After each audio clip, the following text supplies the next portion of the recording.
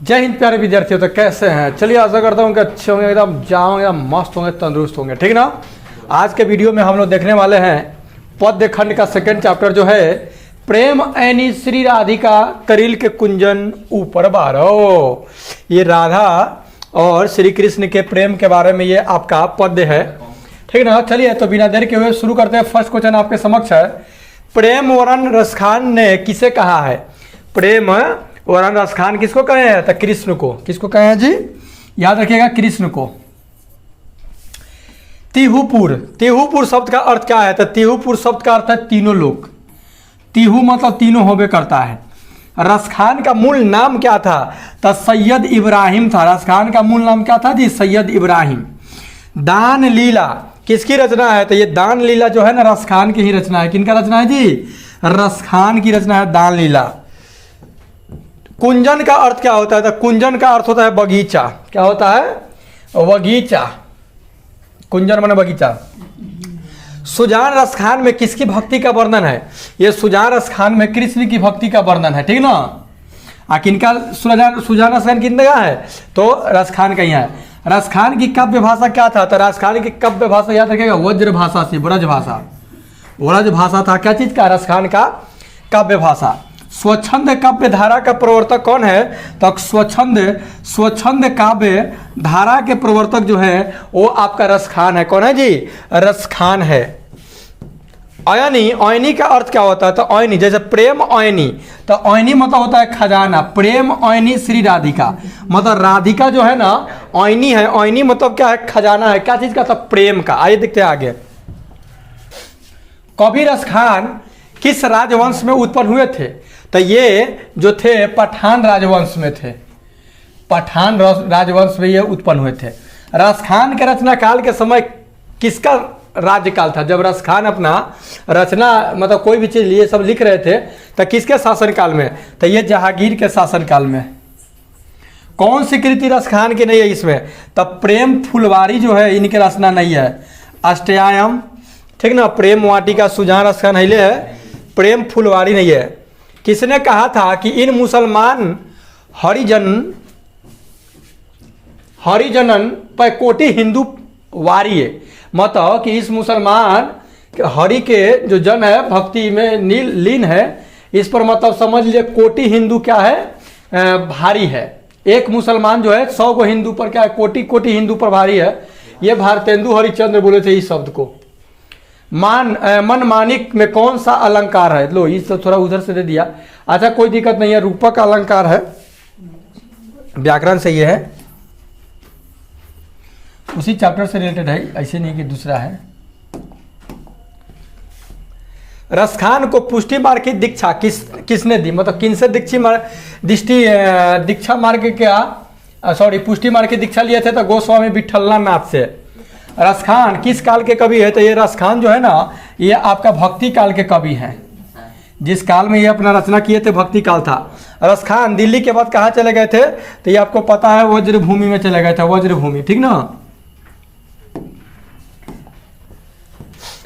रसखान की भक्ति कैसी थी? तो रसखान की भक्ति जो थी ना सगुन थी। क्या थी जी? सगुन। रसखान हिंदी के लोकप्रिय कवि हैं, जातीय लोकप्रिय कवि हैं रसखान, ठीक ना। स्वामी विठलनाथ ने रसखान को कहाँ दीक्षा दी थी? तो ये पुष्टि मार्ग की दीक्षा दी थी, ठीक ना। कहाँ नहीं, किस मार्ग की दीक्षा दी थी? तो पुष्टि मार्ग की।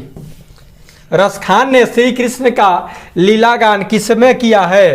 तो ये किए हैं आपका सवैयों में किए हैं। क्या चीज में किए हैं? सवैया में। आधुनिक काल के साहित्यकार कौन है? तो आधुनिक काल के जो साहित्यकार है ना ये आपके हैं भारतेंदु हरिश्चंद्र। भारतेंदु हरिश्चंद्र को आधुनिक काल का है साहित्यकार बोला जाता है। प्रेम वरण का अर्थ क्या है? तो प्रेम वरण का अर्थ है प्रेम का रंग। वरण मतलब रंग, वर्ण मतलब रंग, उसी से वरण है, ठीक ना। प्रेम का रंग। माली मालिन कौन सा समास है? तो माली और मालिन द्वंद्व समास है, ठीक ना। कैसा समास है जी? द्वंद्व समास। लोटा डोरी, माली मालिन, इस तरह से ये सब जो आएगा दाल रोटी, ठीक ना, दाल भात, ये सब द्वंद्व समास है, ठीक ना। आइए देखते हैं आगे। डॉक्टर विजयेंद्र के अनुसार रसखान की मृत्यु कब हुई? तो ये 1618 ईस्वी में हुआ है। कब? 1618 में। रसखान का जन्म कब हुआ था? तो रसखान का जन्म आपका हुआ था 1533 ईस्वी में। 252 वैष्णव की वार्ता के आधार पर रसखान का जन्म कहाँ हुआ है? तो ये दिल्ली में। कहाँ माना गया? दिल्ली में। प्रेम आइनी श्री राधिका में कितने दोहे संकलित है? तो इसमें 4 दोहे संकलित है। कितने दोहे? 4 दोहे संकलित है। करील के कुंजन ऊपर 12 के अंतर्गत कितने सवैया संकलित किया गया है? तो एगो। कितने सवैया है? 1 है। दान लीला में किसने छंद संकलित किया है? तो 11 छंद है। कितने? 11।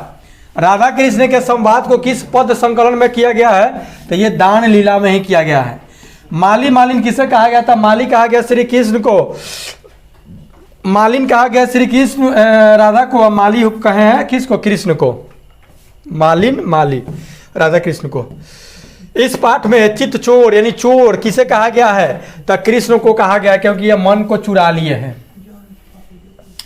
रसखान किस विषय में सिद्ध है? तो ये सवैया छंद में ये क्या है? सिद्ध है।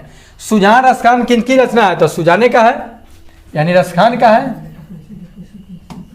रसखान, गजब नाम है, रस के खान। सवैया एवं छंद के सिद्ध कवि कौन है? तो रसखान है। सवैया और छंद के जो सिद्ध कवि है वो कौन है? रसखान है। संप्रदाय मुक्त कृष्ण भक्ति कवि कौन थे? तो यही थे रसखान। ये नहीं देख रहे हम मुस्लिम है तो कृष्ण की भक्ति नहीं कर सकते, ऐसी कोई बात नहीं था। रसखान की कृति है प्रेम वाटिका। प्रेम वाटिका इसमें जो लिखा हुआ है, अब बाकी दूसरा का है। प्रीतम नंद किशोर जा दिन तय नैननी लगई मन पावन चिचोर पलक ओट नहीं करी सको। यह पंक्ति किस कविता की है? तो इसी है प्रेम आइनी श्री राधिका की है। कवि रसखान किसके परम भक्त थे? तो कृष्ण के। तो यह था मोस्ट इंपोर्टेंट 40 क्वेश्चन जो कि आपका प्रेम आइनी श्री राधिका से है। ओके, चलिए तो मिलता है नेक्स्ट वीडियो में। तब तक इजाजत, take care, goodbye. Video कैसा लगा अपना प्रतिक्रिया कमेंट बॉक्स में दें।